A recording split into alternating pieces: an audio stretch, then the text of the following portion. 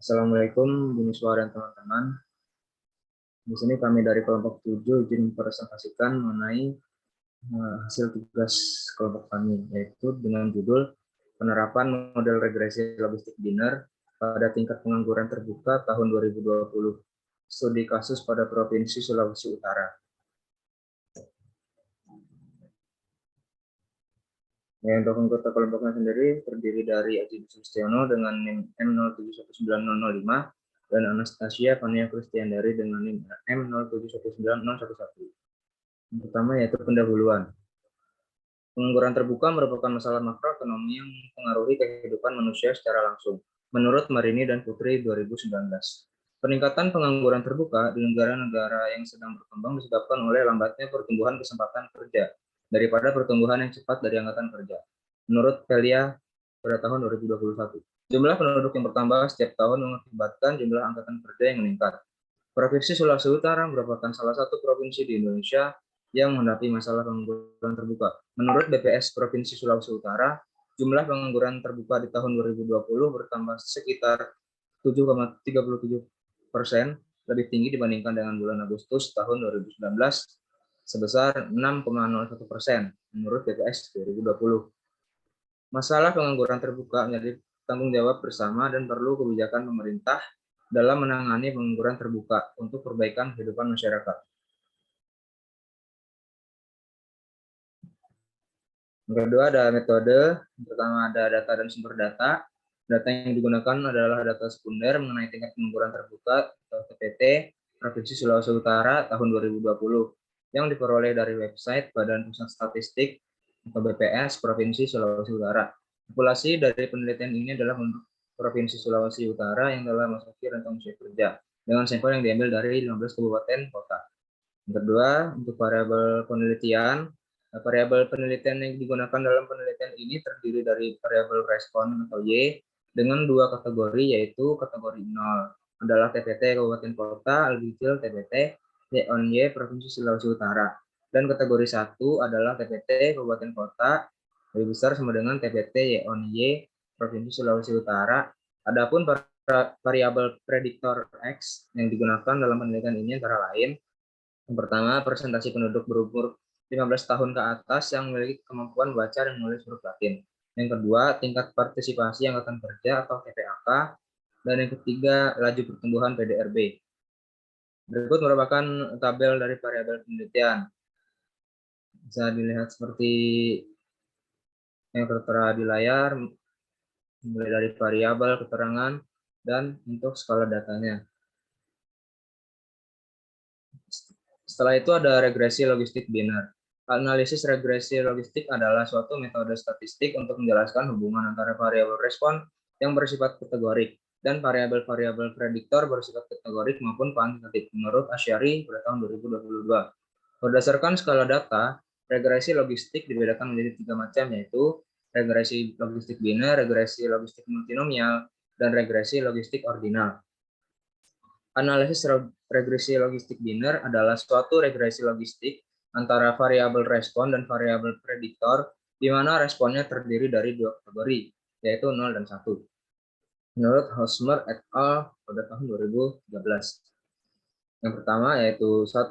Model regresi logistik multivariabel dengan P variabel prediktor, yaitu seperti yang tertera di layar untuk modelnya dengan Px sama dengan eksponensial beta 0, beta 1, X1 plus hingga seterusnya hingga beta P XP per 1 plus eksponensial dari beta 0 plus beta 1 X1 plus seterusnya hingga beta P XP.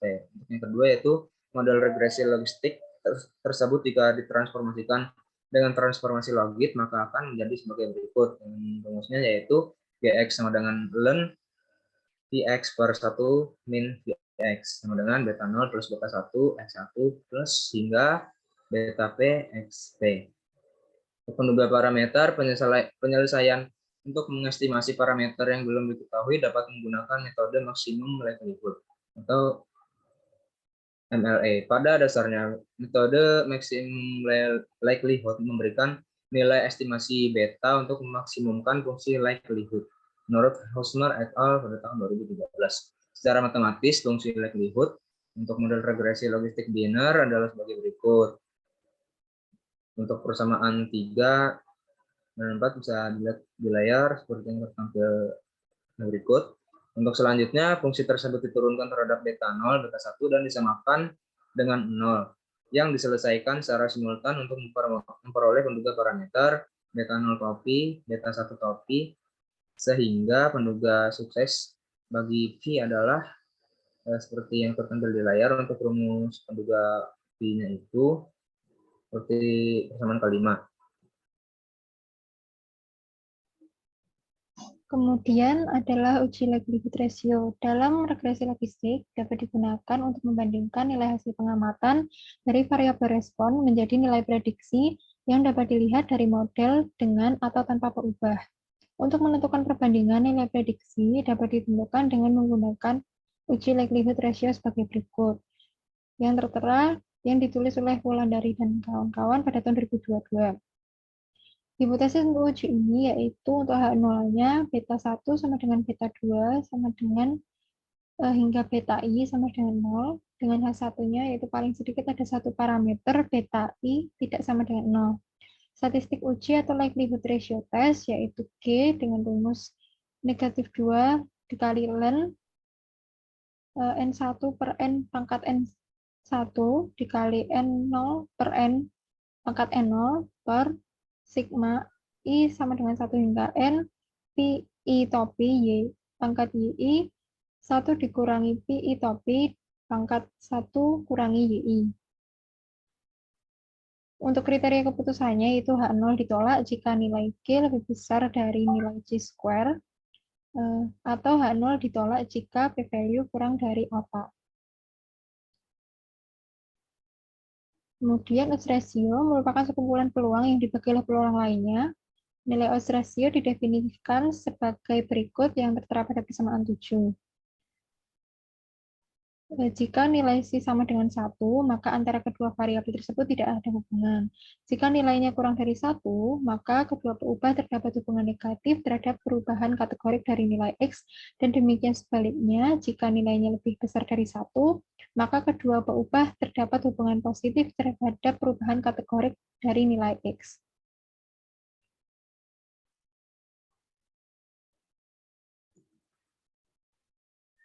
Kemudian ketepatan klasifikasi, tingkat akurasi hasil klasifikasi dilihat dengan dilakukan uji ketepatan hasil klasifikasi dengan menggunakan APER atau Apparent Error Rate, atau disebut juga dengan laju galat. APER merupakan ukuran evaluasi dengan melihat nilai galat dari suatu klasifikasi. Untuk menghitung nilai APER, langkah yang harus dilakukan membentuk tabel perbandingan hasil klasifikasi berdasarkan observasi dengan hasil klasifikasi berdasarkan prediksi suatu metode yang disebut dengan matrik konfusi hasil klasifikasi. Rumus kesalahan klasifikasi secara keseluruhan nilai APER adalah seperti tertampil pada persamaan 9. Untuk mendapatkan nilai ketepatan klasifikasi atau correct classification, digunakan rumus 1 dikurangi APER. Suatu metode dikatakan memiliki tingkat akurasi yang baik jika mempunyai nilai APER yang kecil dan tingkat akurasi yang tinggi. Kemudian uji signifikansi parsial. Pengujian signifikansi parsial digunakan untuk menguji pengaruh setiap variabel prediktor secara individual untuk setiap model yang diperoleh. Menurut Hosmer et al., pengujian signifikansi bisa menggunakan uji statistik uji Wald dengan hipotesis sebagai berikut. Untuk H0-nya yaitu beta I sama dengan 0 dan H1 yaitu beta I tidak sama dengan 0 dengan taraf signifikansi sebesar alfa. Lalu untuk statistik uji Wald-nya yaitu WI kuadrat dengan rumus pada persamaan 8 dengan kriteria keputusan H0 ditolak jika WI kuadrat lebih besar dari G square tabel atau p-value kurang dari alfa. Yang selanjutnya yaitu hasil dan pembahasan. Untuk pertama, analisis data. Dilakukan analisis untuk mengetahui ada atau tidaknya parameter yang signifikan melalui software SPSS. Berikut merupakan output yang tertampil atau yang keluar dari SPSS. Presentasi penduduk berumur 15 tahun ke atas yang mampu membaca dan menulis huruf Latin untuk X1 dan laju pertumbuhan PDRB X3 tidak signifikan, maka perlu seleksi model terbaik. Oke, untuk yang pertama kita menguji secara serentak. Untuk uji hipotesisnya H0 itu beta 1 sama dengan beta 2 sama dengan beta 3. Untuk H1-nya paling sedikit ada 1, beta J tidak sama dengan 0. Untuk J 1, 2, dan 3. Untuk tingkat signifikansi alfa sama dengan 0,1. Daerah kritisnya H0 ditolak jika dia lebih besar dari chi-square tabel atau p-value kurang dari alfa. Untuk nilainya yaitu alfanya 0,1 dan p-nya 3 didapatkan 6,251 atau p-value-nya lebih kecil dari 0,1. Untuk statistik uji bisa dilihat seperti yang tertampil di layar. Untuk kesimpulannya G sama dengan 6,404 lebih besar dari 6,251 atau p-value 0,094 lebih kecil dari 0,1. Maka H0 ditolak yang berarti paling tidak terdapat satu parameter regresi yang tidak sama dengan 0. Atau paling tidak terdapat satu variabel prediktor yang signifikan terhadap tingkat pengangguran terbuka atau TPT. Yang kedua ada pengujian secara parsial. Di sini X1. Untuk uji hipotesisnya H0 beta 1 sama dengan 0, H1 beta 1 tidak sama dengan 0. Untuk tingkat signifikansi alfa sama dengan 0,1, daerah kritis H0 ditolak jika WI kuadrat lebih besar dari T-square tabel atau p-value lebih kecil daripada alfa. Untuk W1 kuadrat lebih besar dari X chi-square tabel itu menghasilkan 2,706 atau p-value lebih kecil 0,1. Untuk statistik ujinya seperti yang tertampil di layar, dan untuk kesimpulannya W1 kuadrat sama dengan 1,926 lebih kecil dari 2,706 atau p-value 0,105 lebih besar dari 0,1. Maka H0 gagal ditolak, yang berarti persentase penduduk berumur 15 tahun ke atas yang memiliki kemampuan baca dan menulis huruf Latin tidak berpengaruh secara signifikan terhadap tingkat pengangguran terbuka atau TPT.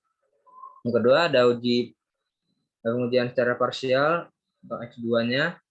Yang pertama ada uji hipotesis H0 beta 2 sama dengan 0, H1 beta 2 tidak sama dengan 0.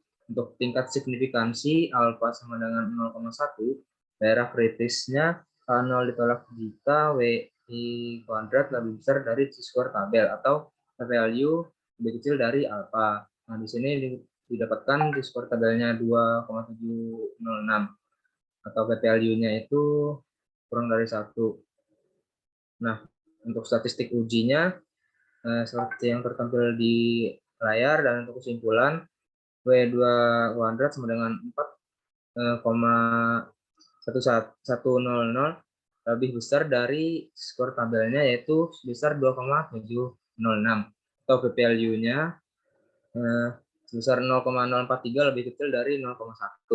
Maka H0 ditolak yang berarti tingkat partisipasi angkatan kerja atau TPAK berpengaruh secara signifikan terhadap tingkat pengangguran terbuka. Yang ketiga yaitu pengujian secara parsial atau X3. Untuk uji hipotesis H0 beta 3 sama dengan 0. Untuk H1-nya beta 3 tidak sama dengan 0. Untuk tingkat signifikansi alfa sama dengan 0, alfa sama dengan 0,1. Untuk daerah kritisnya H0 ditolak jika WI kuadrat lebih besar dari chi-square tabel atau p-value lebih kecil dari alfa.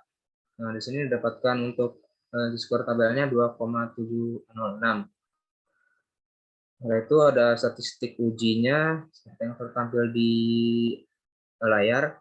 Untuk kesimpulan W3 kuadrat sama dengan 0,000 itu lebih kecil dari 2,706 atau p-value 1 lebih besar daripada 0,1. Maka H0 gagal ditolak yang berarti laju pertumbuhan PDRB tidak berpengaruh secara signifikan terhadap tingkat pengangguran terbuka. Selanjutnya, dilakukan analisis seleksi model terbaik menggunakan metode backward work untuk mendapatkan model persamaan yang signifikan. Dari analisis menggunakan software SPSS, didapatkan 3 step. Dengan step terakhir, yaitu pada step ketiga, didapatkan bahwa terdapat satu parameter yang signifikan, yaitu parameter TPAK atau tingkat partisipasi angkatan kerja. Next.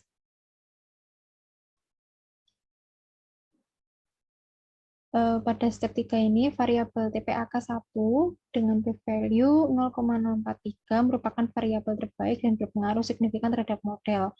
Untuk model persamaan regresi logistik biner diperoleh Px sama dengan eksponensial dari negatif 2,079 ditambah 2,773 X21 per 1 ditambah eksponensial dari negatif 2,079 ditambah 2,773 X21.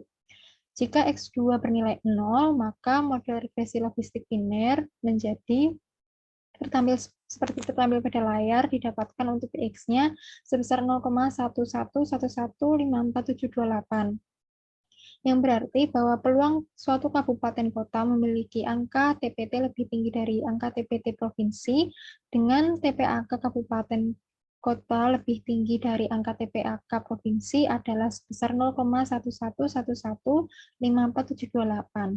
Sedangkan untuk peluang suatu kabupaten kota memiliki angka TPT lebih kecil dari angka TPT provinsi dengan ketentuan TPAK kabupaten kota lebih tinggi dari angka TPAK provinsi adalah sebesar 0,888845272.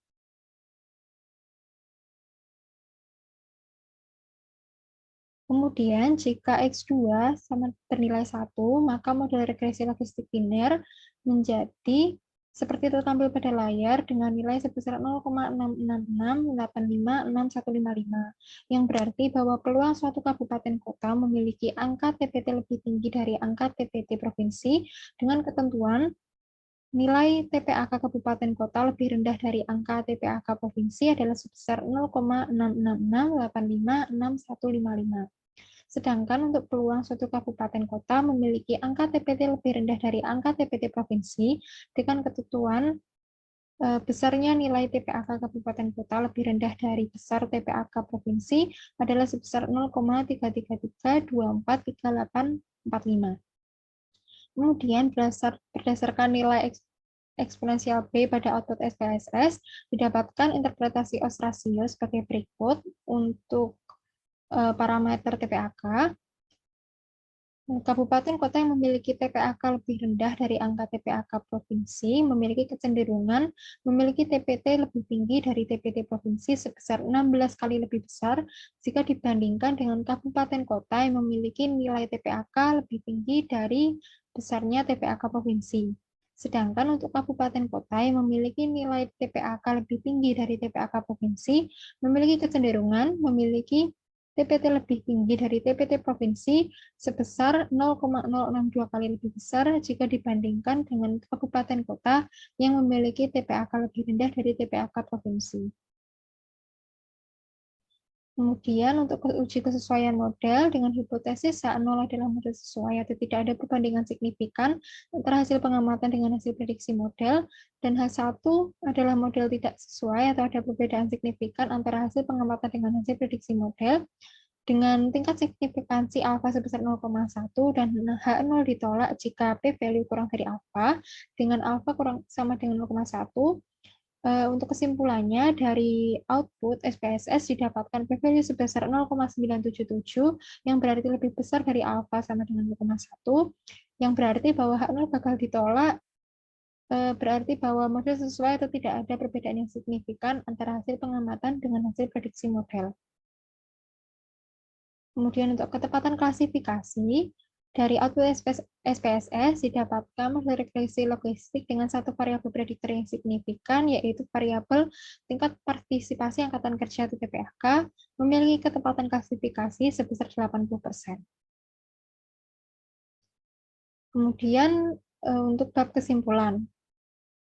Dari hasil analisis dan pembahasan yang telah dilakukan pada bab sebelumnya, maka diperoleh kesimpulan bahwa dari analisis kebaikan model menyatakan bahwa terdapat hubungan yang signifikan antara tingkat partisipasi Angkatan Kerja atau TPAK dengan tingkat pengangguran terbuka atau TPT dalam model.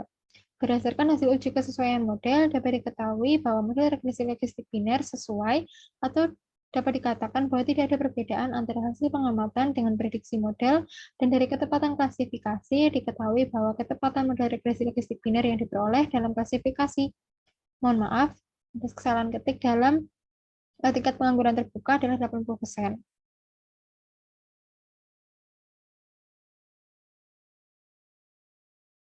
Berikutnya adalah daftar pustaka yang kami gunakan.